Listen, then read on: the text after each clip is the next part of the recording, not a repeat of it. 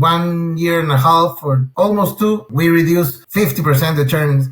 When you do it well, the customer really feels known. In B2B specifically, you need that your customer feels that like you're not his telco provider, you're his partner. Welcome to CVM Stories, the podcast on customer value management. Together, we explore how companies can be more successful and the customers happier through the use of latest customer value management techniques. Learn key commercial and analytical insights from telecoms, retail, finance, and other industries that drive CVM forward. Hi, I'm your host, Egidius. Today, our guest is Alberto Arimana. Alberto is the head of B2B Customer Value Management at Entel Peru. Alberto is here to reveal how he managed to cut B2B churn rates by 50%. Part of the secrets is the way he builds the strategy on customer-based segmentation, as well as the way how he builds partnerships with account management team. So, let's dive in. So, Alberto, thank you for coming to our podcast today. Thank you, Egidius. I'm really glad to be here. So I am super happy that Alberto, you joined us. You are joining from Peru. You are probably our first guest from South America. So you will be representing the whole region today. And I am super happy to have you. When I was looking at your bio, etc., you have been working in telco for I don't know how many years, but a lot.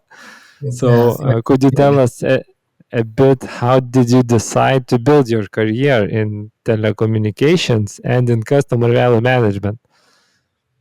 Yeah, well, like you said, I'm been in the industry in telco like all my working life. It's like 15 years from now, and to be really honest, it's not like I finish the university and then have like an illumination and say, I want to go to the telco industry or something like that. When I finished the university, I was like testing some short time periods of some industries, some working in sales, in almost in manufacturing company also, in a lot of places. And in 2009, a friend from the university asked me to participate in a process in the at that moment the biggest like telco company in Peru. So I of course say yes, I want to, because always I wanted to be part of a company that really makes a difference in the society. Yeah. So when I went to that company and start and just like a disclaimer here, I start not like in a CVM area. I start like is a huge strategic area, like the area that decides like where we have to expand the network and stuff like that.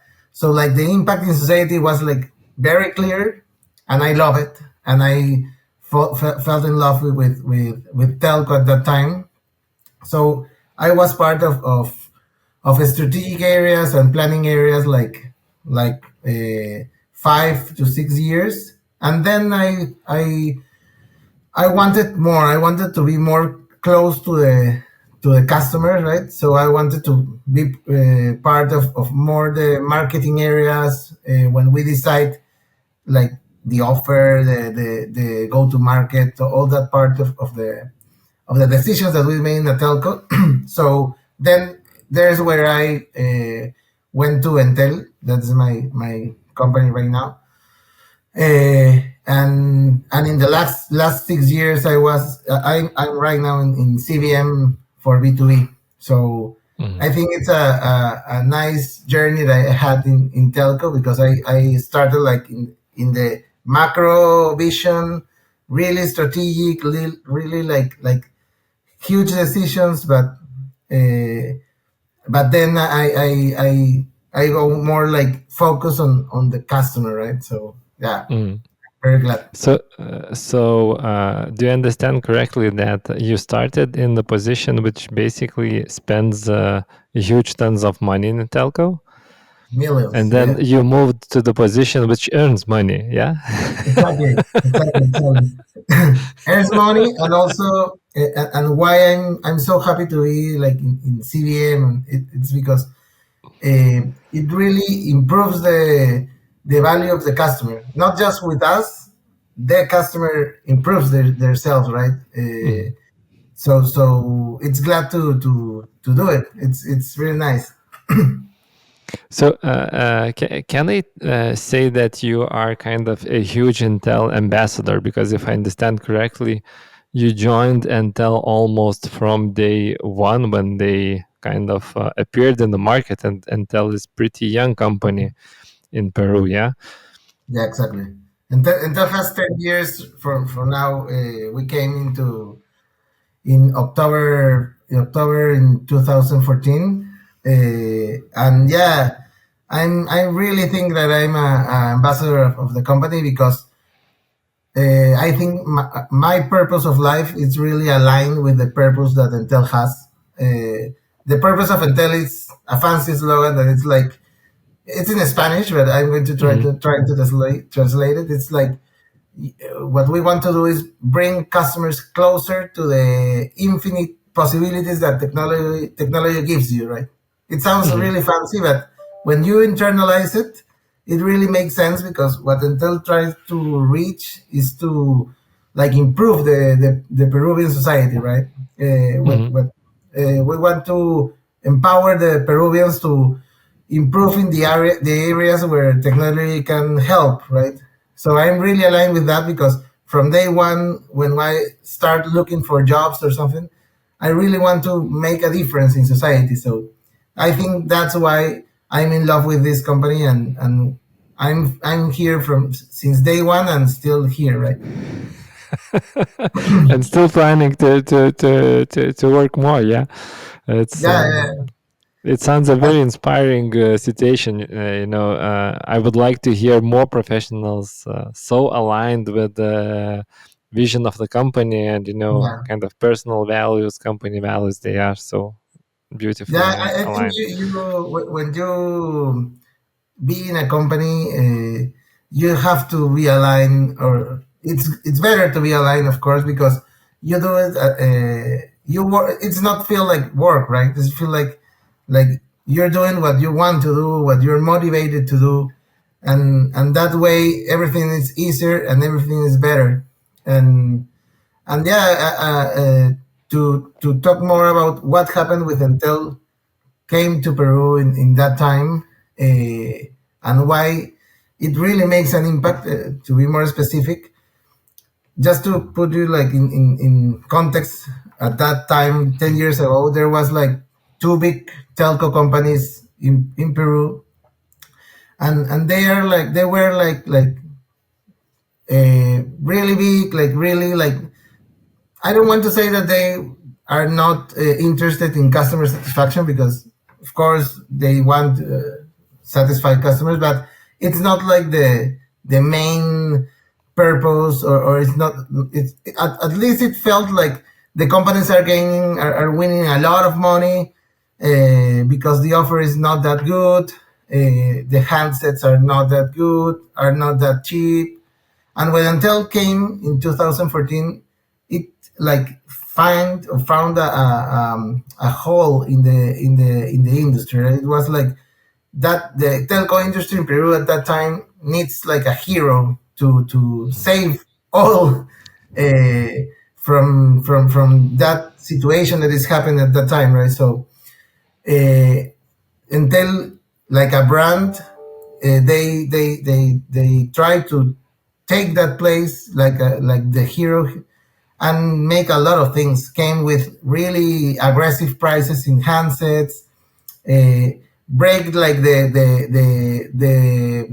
phone communities. I don't know if there was there in your country like that, but here at that time, if you were with one company, you can just talk with the numbers of that company, and if you want to talk to other company number, it's really expensive.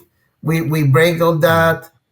We did a lot of things that and the customers really believe that we were that hero, and that's really successful campaign when we enter. So that's why we went when we enter. We have 4% of the market share because we Hmm. purchased a small company, and now in 10 years we're like in 30%. So it's a Oh huge my improvement. God. Yeah, it's a lot. It's a lot. But that's why, because we're focusing in what no one focused at that time.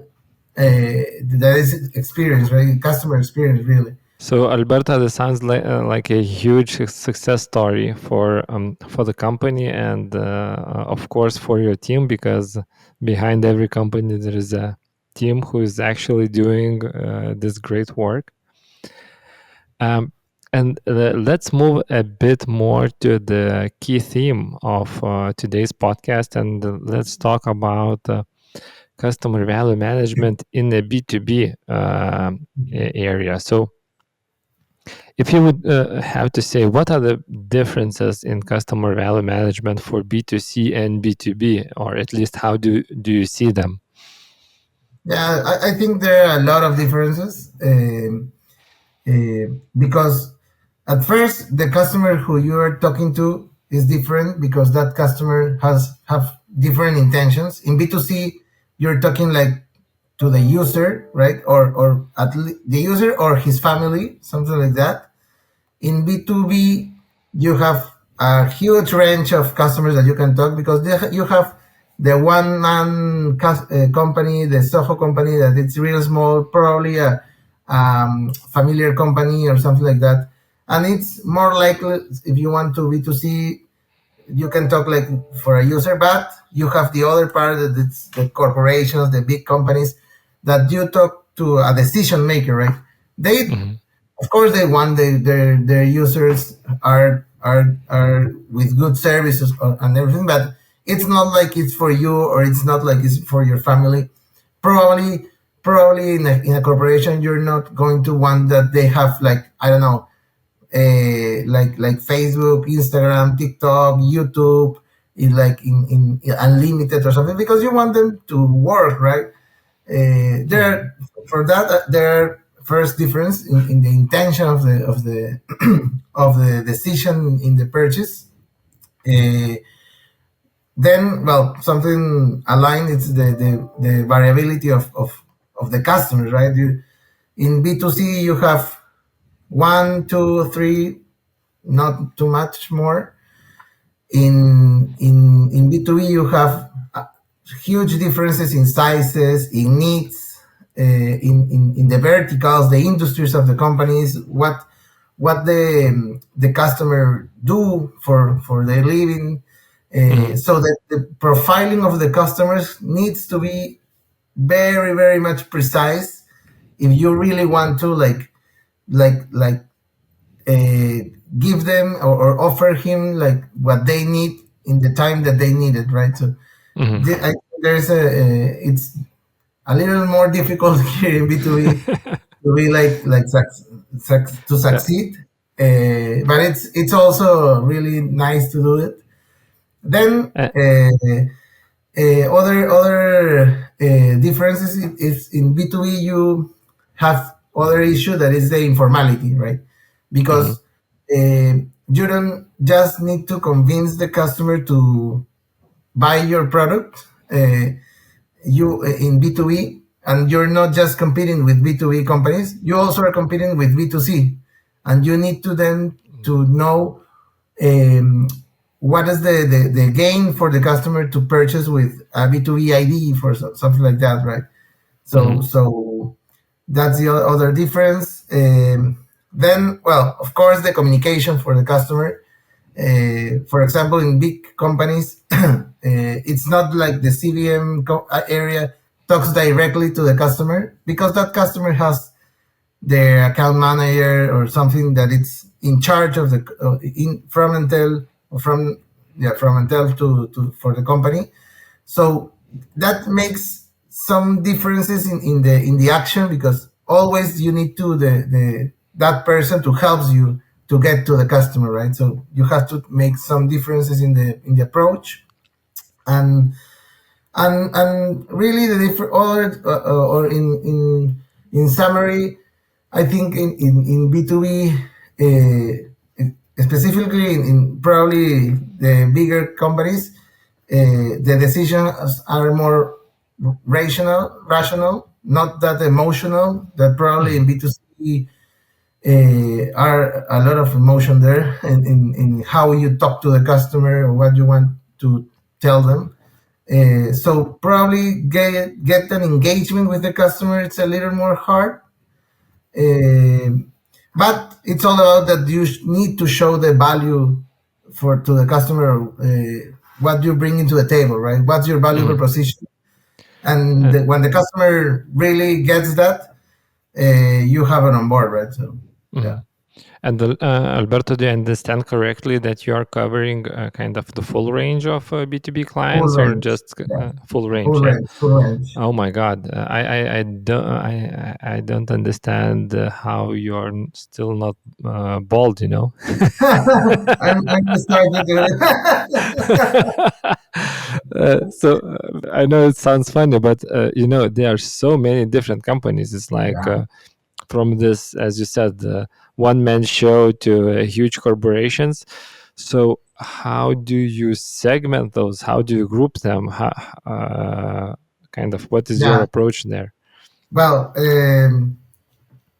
of course, the size of the company, it's like the variable number one. It's like they say, size matters. Uh, Yes, yes, yes. but there are a lot of other variables that you need to check. You need to take it in account to make the segmentation in the campaigns. For example, you need to check the life cycle. You need to check like the vertical or the industry of the companies. Uh, what is the type of work that they're doing? If Could you the give some examples? For example, how industry verticals impact the Yeah, of strategy? course. Because, for example, if it's a, I don't know, a transport company, they're going to have really different needs than I don't know, Mhm, a service company or a marketing company. They mhm, are going to need other products. The life cycle probably it's different. So you need to make a different customer journey for that customer, mhm, and you need to take that in account because you can't like offer the same for everyone. You need mhm, to you need that your customer thinks and knows that you know him, that mhm, you that what you bring to the table for him, it's a thought. It have a thought process, right? It's not mhm. like I giving you this canned offer for you. It's no, Yeah. you're and that's why you need segmentation, because probably Mhm, in a really small Soho company, um, it's going to be more like a canned offer for him, but there are always like spaces to let them know that you know the customer, that you are that it's not like the number for you, it's someone for mhm, like to you, right? mhm. And um could they get put another question here? So it's like, okay, it makes sense that you segment your customers by industries, but in this way you can basically go insane. How many segments does it make sense to manage? It's yeah, like if yeah, you yeah, come up with 500, it's like then of you're course, of lost. course. Yeah, of course, it's you have to group some industries, of course. Probably it's like, I don't know, 7 8 like big industry groups, and and there are some products that are very aligned with some group of industries. Mhm, Probably, I don't know, medical industry, like I said, logistics and transport industry, mhm, service industry. But also you have other variables, yeah, that you need to mhm, check, like and that's not just in like the working that company are doing. Also, for example, mhm, what's the profit of that customer in that time for you right now? You can be more aggressive for the customer, or no, you're like in break even with the customer. You it changed the decisions also. I don't know, the risk of the customer also. We use a lot of models of risk, so we can be predict like the churn rates for the groups of customers, and of course we are going to make different decisions for customers with different risks. We check the behavior of the customers in terms of traffic. Maybe if all your lines are like traffic a lot of data, it's time due to upsell maybe for the next plan or something like that. The maturity of the company also, it's a variable that we took into account, because it's different your need when you're starting and you're like don't know what's happening, and a company that have 20 years in the market, and it's different your needs, right? So and there are more variables for it, and it's important Could you name, let's say, one variable which was one or two variables that was totally unexpected for you, but that are important in B2B? Well, the last one that I mentioned is the maturity of the company.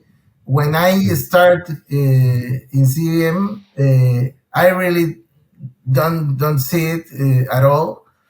But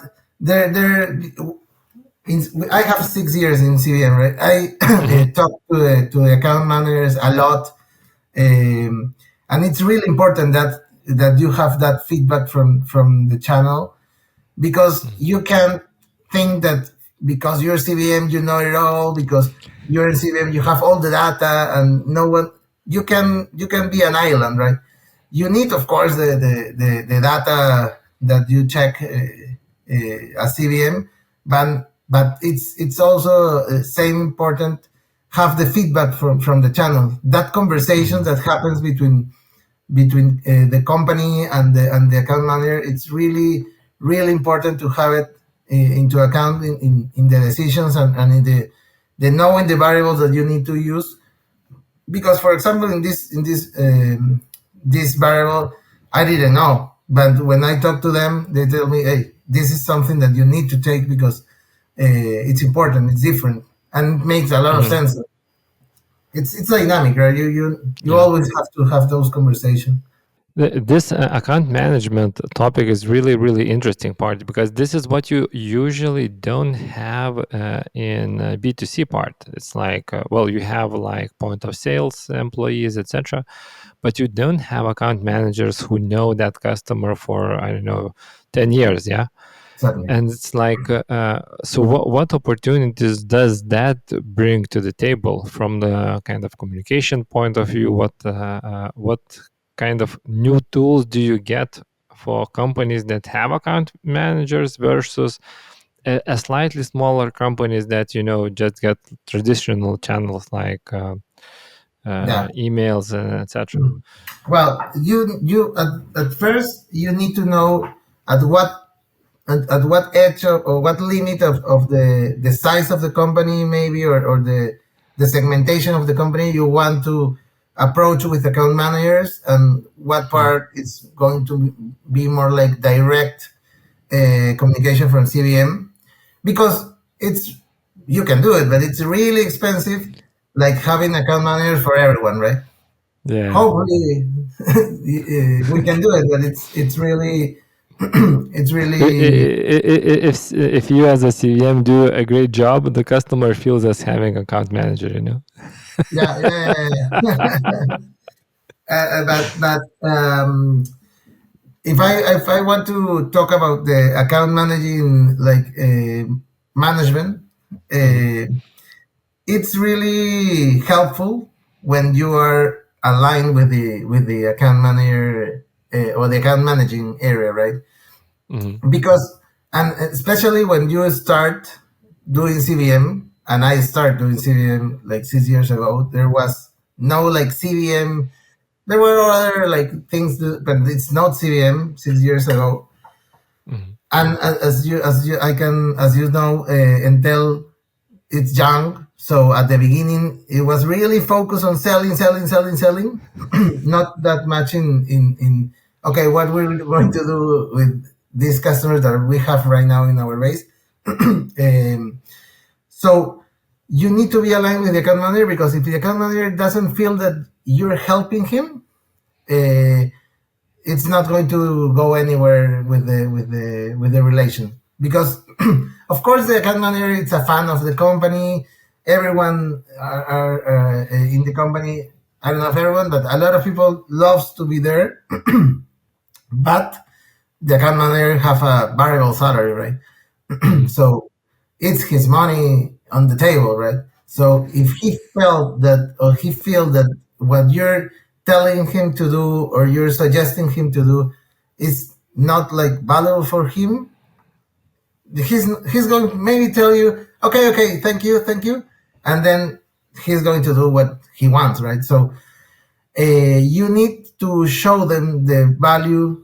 You need to show him the value of what CVM can do, and it's all about the numbers. It's all about numbers. Numbers talk by themselves. It's not like Mm-hmm.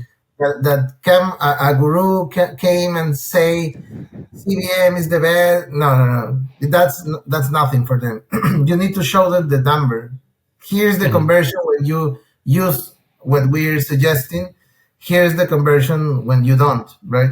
Mm-hmm. And when they know it, when they finally gets you, it's another level of work. They are going to look for you and to, please send me the information. I want to gain more opportunities, gain more conversion. Another thing that is important here with the account managers is that you have like really hopefully weekly meetings with them. You need to be very very close to the channel, because it's dynamic. Like I said, you probably today have them and next month you don't, because it's always, you need to always tell them or show them the gain that they're having, right? If you are interested in customer value management, check out our customer value management body of knowledge. CVM Book is a comprehensive guide for CVM professionals, offering tips, tools, and best practices to help you in your job. Visit cvmbook.com for more. Alberto, do you understand correctly that when the quarter ends, so you have a lineup of account managers who are still missing sales, still bonus? It's like, and you are trading the contacts, you know? Yeah, I want to say that the really it was a little complicated at the beginning, but now we're really Mhm. good, really good. Yeah. So, what were the key? So, as you said, it was complicated in the beginning, yeah. And now you are working as a really close team, and it's kind of the magic happens. So, what were the key obstacles that you have to go through so that you would be productive as a team? Well, specifically with this account managing, the main obstacles was that at the beginning they don't believe, right, in what Mm, we're doing. They I think that it could be like we can understand a little what why they were there, because they were very focusing on selling, like I said. And when we bring to the table something different, I think the human being, it's like we have the status quo, so no one really wants or are like comfortable changing a lot of things, man. And it's a mindset. It's a mindset mm, change when you want to do CVM, really do CVM, right? So mm, it's really important that you have the high managing on board, because always there's someone you can elevate your things, right? So there was always someone that can tell me, hey, the manager doesn't want that you push with this. We're selling. What are you doing, or something like that? mm, So you need to have the high managing on board for sure if you want to succeed with the CVM process, right? Mhm. Yeah. Um, uh, uh, if we look at CVM processes, let's say in B2C part, I have Mhm. seen like countless of projects that failed because the CVM function was not aligned with, let's say, the channel function, like point of sale agents or telemarketing agents. And kind of, for example, from CVM perspective, the team is launching, let's say, a next best offer initiative, and then Mhm. aligns kind of what are the company's needs, which products to push more, etc. And then kind of they do half year work, create nice algorithms to recommend, etc. And in stores, nobody sells them. Because I don't know, something is not well. For example, the bonus system is not aligned with what the Yes. CVM strategy is. Yes, so I wanted to understand, how do you align, let's say, CVM targets and account management targets? Are they somehow synced, or I don't know how that works in B2B? Well, of course, the goals for, or the objectives of the account manager are going to be what like they're going to look for, right? Mm-hmm, So it's important that, and this is why I mentioned before that you can be like an island in CVM. You need mm-hmm, to be very like near to the account manager area and also to the commission like area, and that's why the high managing needs to be on board because of course the commission needs to be aligned with the objectives of CVM, and that's not because CVM is good or it's because there's a lot of value in push to make CVM, right? So mm-hmm, we have that. We have the high managing on board. So the commission, of course, that have a big part of the payment in churn, in cross sell, in all that part. So that's really relevant. If you don't have that, you can be very close to the account manager. You can go out and have some beers in the Friday night with him, mm-hmm, but he's not going to listen to you because he can probably believe you, but he's not going to make an effort for something that is not in his scheme, right? So mm-hmm. you have to have it everything aligned: the commissions, the tools, the communication, the belief of the account manager, all have to be aligned. Okay, totally makes sense. Now, from you as a team, from CVM team, basically are doing a lot of work which is similar to B2C. If we look at Soho segments, Yeah, and do some crazy stuff with large corporations, and because yeah. sometimes you analyze the single company, sometimes you analyze the whole markets, etc. So how big is your team? Because it seems like a hell of a lot of work, you know? Yeah, it at the beginning it was not too big. Right now, I think it could be bigger. I have 18 persons right now. 18. Yeah, Oh my but God. yeah, we try to do our best right now. That's But a of big course, team. we have areas that help us a lot, right? Like we have a data area that help us with all the information. Uh, we have I don't know, an offer area that help us in having like in the go to market the Mhm, products that we need to push, that we understand that we need to push. But again, you can't be an island. You have to be mhm, very near to the all the areas, and they have to know the value of what you're doing, so they can help you, right? mhm. So, Alberto, I understand how you, as a manager, can be close to account management and other areas. How do you convince your team to be close with account management? No, but my team is it's like me. They're fans of CVM, fans Mm, of Entel, and they are of course they believe in what we're doing. So it's important. They know the importance to be near to the channel, right?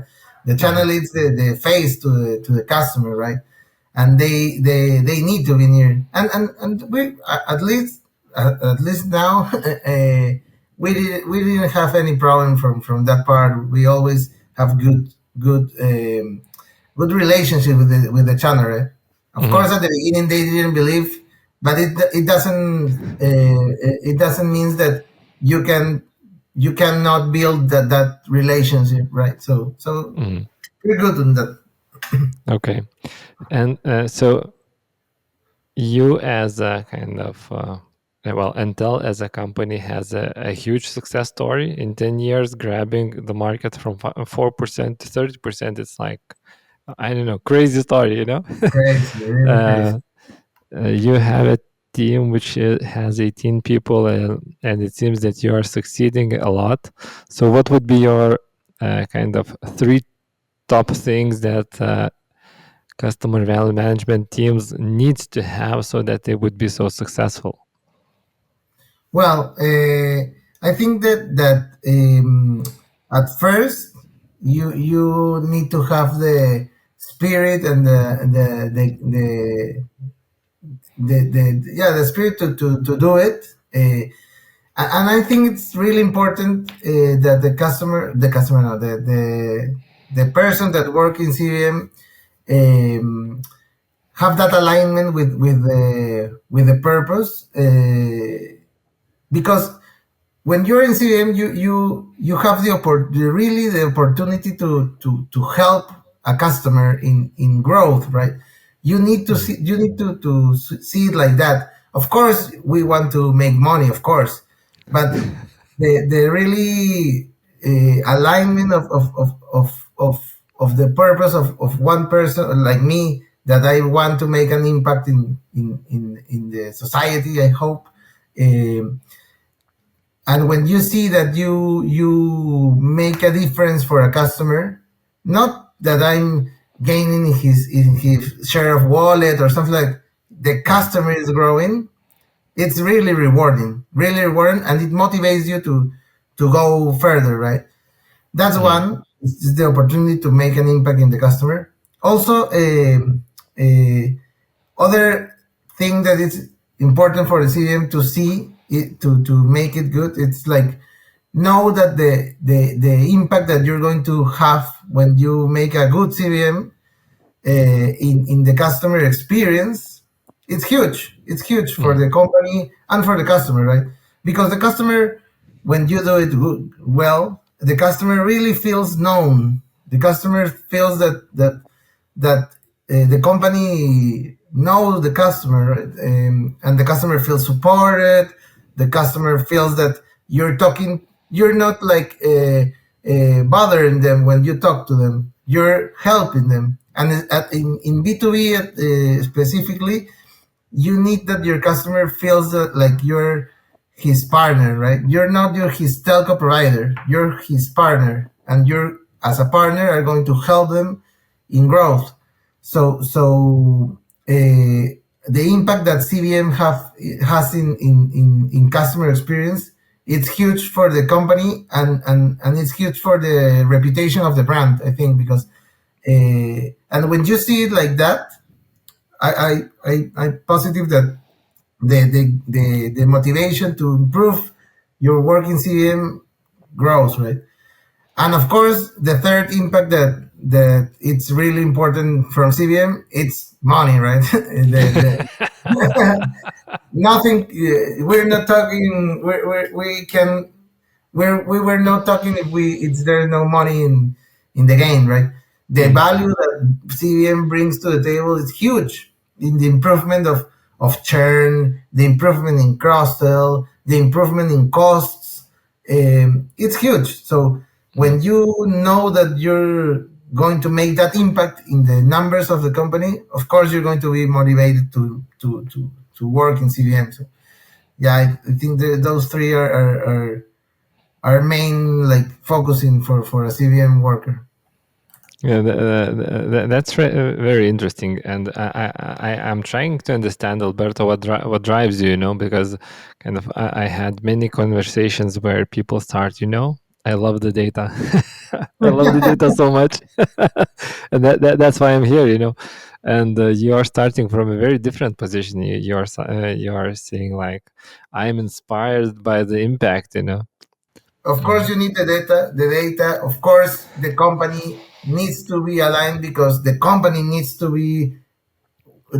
want to transform in data driven company, and if the company have more and more information, CVM have Mhm. more resources, of course, but it can't.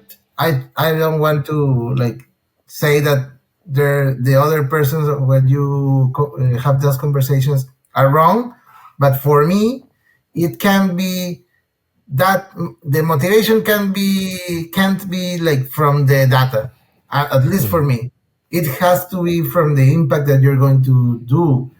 It has to be, I don't know, I'm emotionally connected with my work because of what we I'm going to achieve with my effort, with my work. That's what moves me. Mhm. Yeah. Yeah, that sounds extremely inspiring. And I think it's a really good part to ask you, what was your proudest moment in your career, If I have to say, I don't know if it's a moment. It's more like a phase, but I'm going to say it anyway. In 2019, when I started taking charge of CVM, right, in the B2B, at that time the B2B mobile churn was like huge. It's really high, and when I started there, I really make a lot of changes. I believe in what I'm doing. I change the organizational structure. I modify the management focuses, the approach with the channel, all the Mhm. meetings, the weekly meetings that I just tell you. We took ownership of the communications. Before me, there was no ownership of the communication. Everyone can tell the customer what they want. We really did a lot of things, and we really achieved in, I don't want to say immediately, but in 1 year and a half or almost two, we reduced 50% the churn. So yeah, it Wow. was amazing. I think I have it was really high, the churn. So Mhm. reduce 50%. It was what I want to do. Mhm. But of course I was like a little surprised also, of course, because it was a huge impact in churn, and we maintain that churn for now. So Mhm. I was really proud and really happy of that. It's a huge work for my team and myself, right? That sounds almost unbelievable, Did it really happen? It's true. It's true. Okay, but I think through your career, there should be ups and there should be sometimes downs. Had you had any failures down the road? Yeah, and of course, especially at the beginning of my role in CVM, because like I was never have like a CVM formation or CVM studies when I started. It was more like a bet. And at the beginning, there was, of course, a lot of enthusiasm, a lot of gain, motivation. Probably there was not that much in work methodology or something like that. So I probably make some dumb mistakes at the beginning. Like for example, I don't know. We have the two campaigns. I remember one of renewal and one for upsell in Soho, Hmm. and the campaigns were very successful. Very successful. We have really nice conversion rates, because we make some new profilings. We make our job, right, our Mm-hmm. homework there. But we didn't use like a control group to measure. Mm-hmm.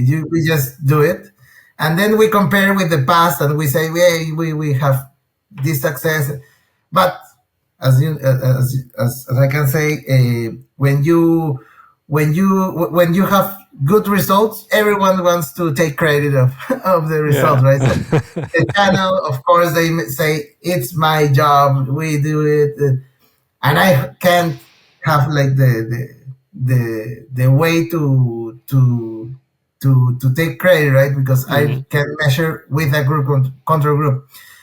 It's not like a huge mistake if you want, but I think it's important to mention here because as me, I hear your podcast from some months before, and I think there are a lot of CVM persons that and people that wants to be part of CVM.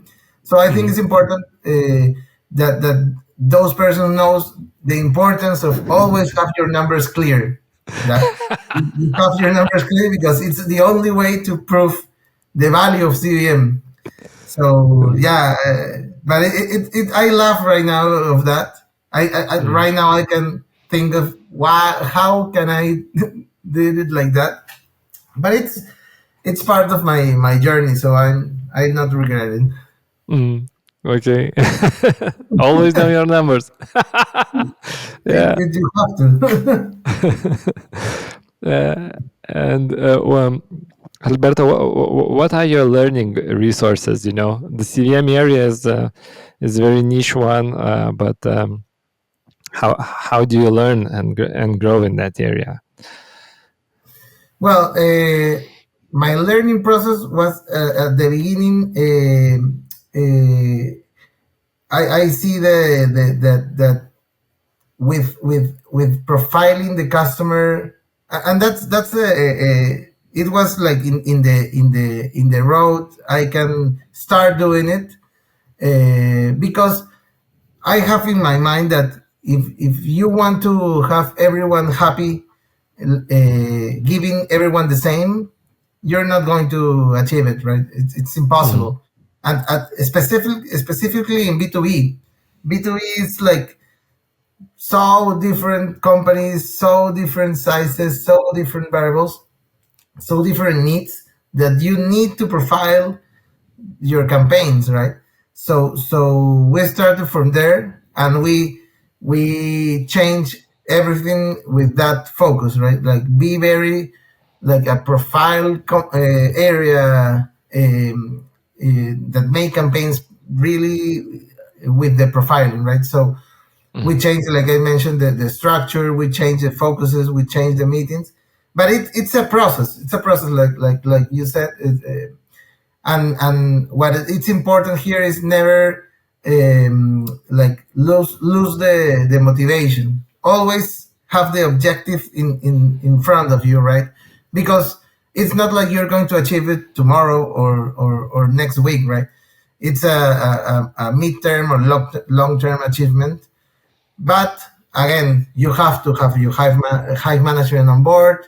You have to be near to your the other areas, and you have to be motivated, not not for the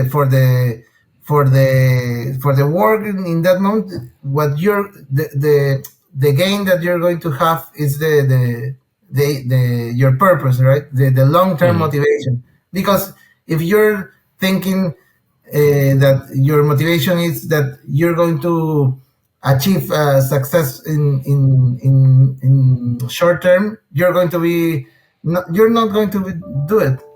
Remember that this company hasn't had CVM and hasn't had the mindset of CVM at that time. So it was hard. It was hard. It was really rewarding also. mm. So, you know, Alberta, you are on one mission to impact the society in a positive way. We are on the other mission to on making customer value managers famous, because this is such an unknown area of work in organizations.